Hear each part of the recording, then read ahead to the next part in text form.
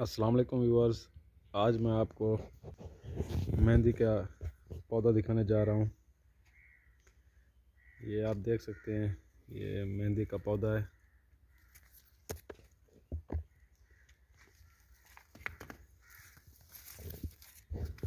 اس video میں آپ کو اس کی پوری انفارمیشن دینے لگا ہوں۔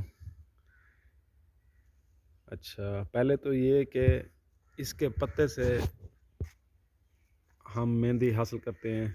اس کے پتے اتار لیے جاتے ہیں، مطلب اس کی ایک آپ چھانٹ کر کے اس کو چھاؤں یا دھوپ میں خشک کریں ان کے پتوں کو، پھر انہیں کوٹ کر آپ مہندی بنا سکتے ہیں۔ ایزیلی سر پہ لگائیں، گرمیوں میں یہ بہت مفید ہے مہندی لگانا۔ یہ دیکھ سکتے ہیں، یہ نیچے سے یہ مہندی کا بیج ہے۔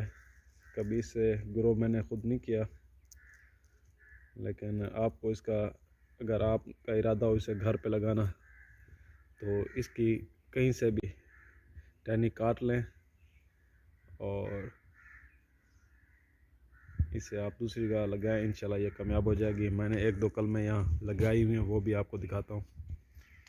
مطلب ہے کہ مہندی کے پودے سے ہم دوسرا پودا اس کا تیار کر سکتے ہیں۔ یہ دیکھیں،